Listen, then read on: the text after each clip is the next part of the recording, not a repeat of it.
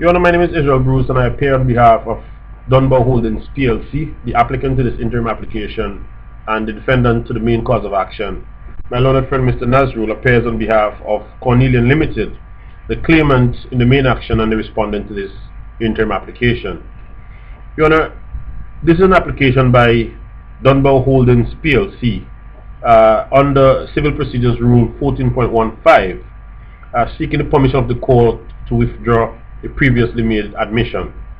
Your Honor, the admission was made via a letter of response to the letter of claim and subsequently in the defense statement that was filed on the 7th of December 2011 by the defendant, thereby falling within the gambits of Civil Procedures Rule 14.12.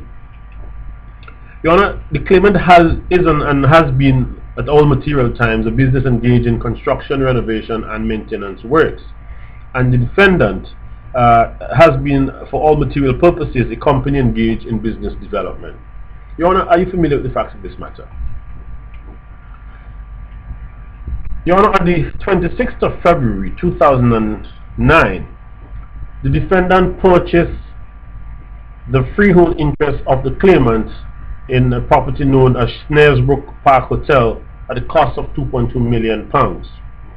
Subsequent to that purchasing agreement, there was a supplementary agreement between the parties that the defendant will utilize the services of the claimant for construction, renovation and maintenance purposes at the said property.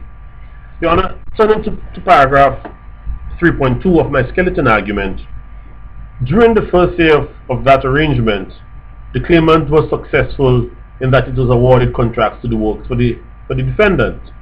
For the latter 2 years, Your Honor, the claimant would have submitted tender for works but was unsuccessful in that regard. Your Honor, moving to paragraph 3.3 of my skeleton argument, as a consequence of not being successful in the latter 2 years, the claimant sent a letter of claim to defendant on the 24th, dated the 24th of September 2011, Your Honor, wherein the claimant alleged that there was a breach of the supplementary agreement on the part of the defendant and that as a consequence the claimant's business suffered loss and damages. Your Honor, moving on to paragraph 3.4, on the 5th of November, the defendant through its solicitors responded to the letter of claim and admitted that there's a likelihood that the claimant's claim will not be contested as to liability. In a sense, that they were admitting liability to the claimant. On the basis of that letter of November 5th, Your Honor, the claimant filed and served notice for judgment accordingly. And that is in keeping with the Civil Procedures Rule 14.3. Your Honor, the defendant subsequently on the 26th of January 2012 filed and served an application notice for permission to withdraw the admission made and to defend the claim before it. Your Honor, the claimant is in opposition to this application. In my submission, Your Honor, I'll be relying on the following documents and Your Honor, could you kindly confirm that these documents are in the court's file? The particulars of claim dated the 24th of November 2011, the defense dated the 7th of December 2011, the letter of claim dated 24th of September 2011, the witness statement of Giles Dunbar dated the 26th of January 2012, the witness statement of Mr. John Cornelius dated the 2nd of February 2012, and the application by the defendant dated the 5th of January 2012. Thank you, Your Honor. Your Honor, the court has a discretion under the Civil Procedures Rule 14.15 to determine whether or not it will grant permission to an applicant to withdraw a previously made admission. Your Honor, such admission has to be made under CPR 14.2, which is the case before us. CPR 14 Practice Direction 7.2, Your Honor, has indicated that there are a number of factors that the court must take into consideration in arriving at its decision whether or not it would grant permission to the applicant to withdraw its admission, its previously made admission. Your Honor, I'll take you through these several grounds, some of which I would elaborate on, and there may be one or two that the skeleton would suffice. The first ground, Your Honor, is on what grounds the applicant seeks to withdraw the admission, and whether new and unavailable information have arisen since the admission was made.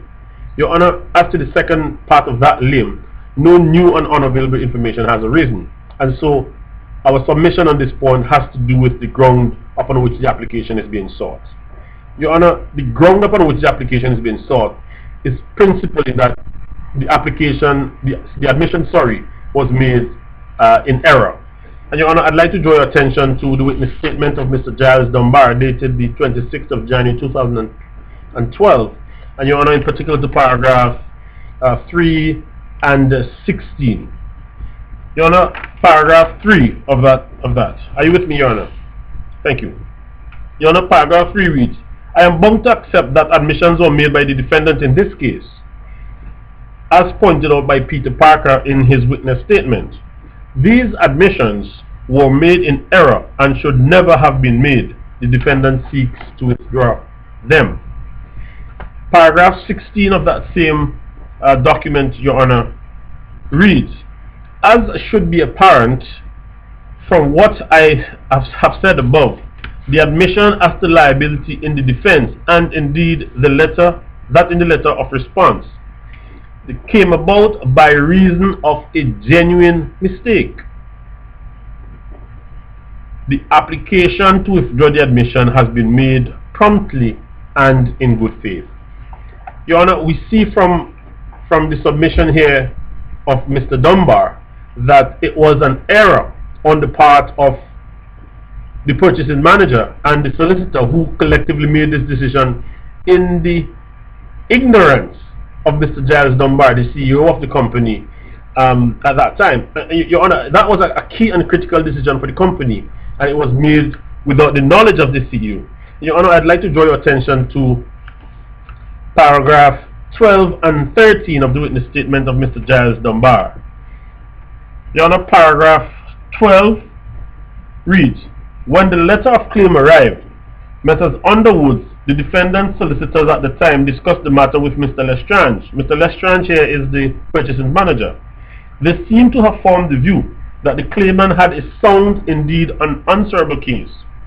On this basis, they drafted the letter of response, and when the particulars of claim arrived, prepared and served the defense. Needless to say, Underwoods are no longer acting for the defendant in relation to this matter.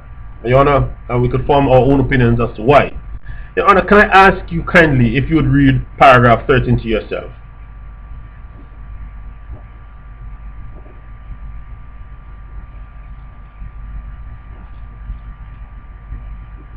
Thank you.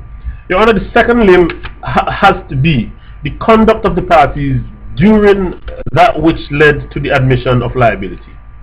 What type of conduct existed between the parties then? Your Honor, by and large, the situation has been one in which the claimant misapplied itself in interpreting clauses 4.1 and 4.2 of that supplementary agreement. And Your Honor, I'd like to draw your attention to the letter of claim, or the letter before claim as is sometimes referred, dated the 24th of September 2011.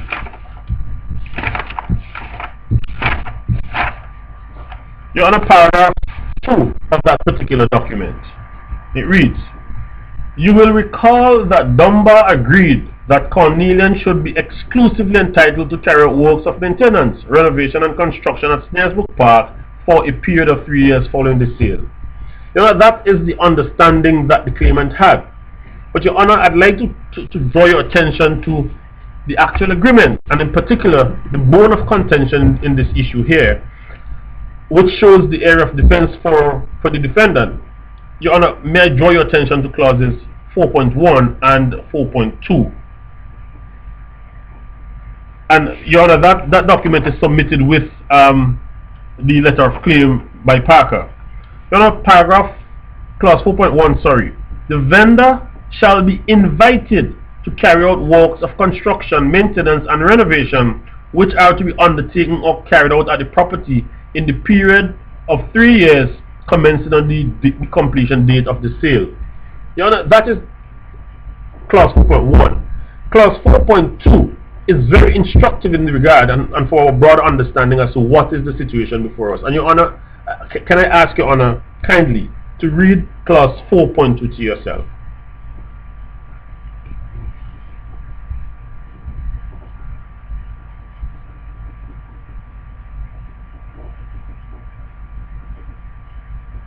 Thank you, Your Honor. Your Honor, we would see from what exists in clauses 4.1 and 4.2 that the defendant solicitors failed to engage also the CEO of Dunbar Holdings PLC, which it appears to me would have been the correct thing to do in the circumstances. And Your Honor, page 184, Your Honor, of the bundle, the witness statement of Giles Dunbar, paragraph 13. Your Honor, that reads, during the months of October, November and January of 2012, I was away from the offices on an extended business trip to South America. Whilst it was true that it's true to say that I was contactable by email and telephone on a regular basis, I had left instruction that only important businesses should refer to me in this way, only important businesses should be referred to me in this way, and that routine matters should be dealt with by the defendant's various managers. Unfortunately, the importance of this claim and the significance of my input in relation to it were not appreciated, and this matter came to be handled by Mr. Lestrange and Underwoods prior to my return. So, Your Honor, clearly this is suggesting that had Mr. Dunbar been present, then this admission certainly would not have been made. Your Honor, on to point C about the prejudicial effect if withdrawing the admission is allowed. Your Honor, the defendant clearly submits that the claimants would not be prejudiced in any way as a result of the withdrawal in this circumstance. And Your Honor, I'd like to draw the attention of the court to the matter in Stoke-on-Trent City Council versus John Malley, 2006 England and Wales Court of Appeal Civil Division at page 1137, paragraph 15 and 35.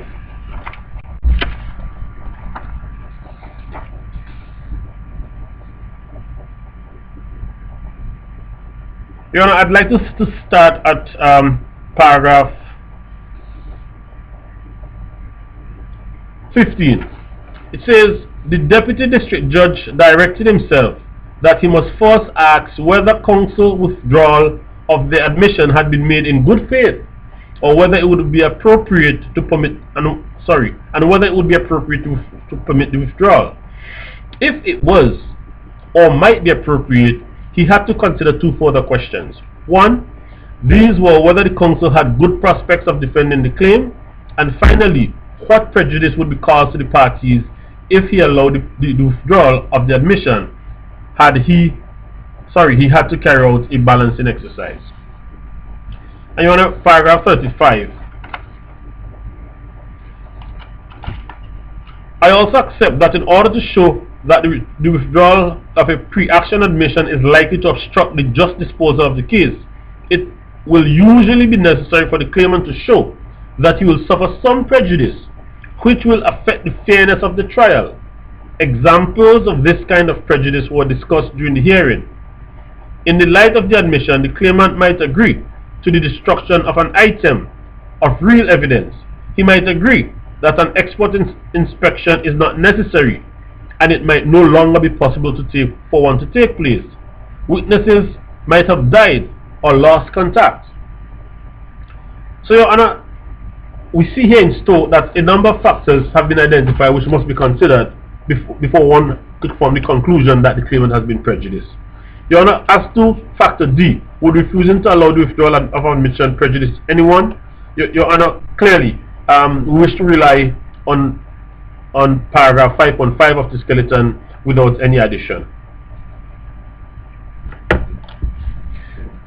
Paragraph E, Your Honor, paragraph 5.6, argument E. The stage of the proceedings on which the application is made, Your Honor, it is the pre-allocation stage that this application is made. The key consideration here being whether or not the withdrawal would affect the claimant in any way so significant as to affect the proper and fair disposal of the claim. And Your Honor, I refer you back to paragraph 35 in Stoke-on-Trent City Council as referred a while ago.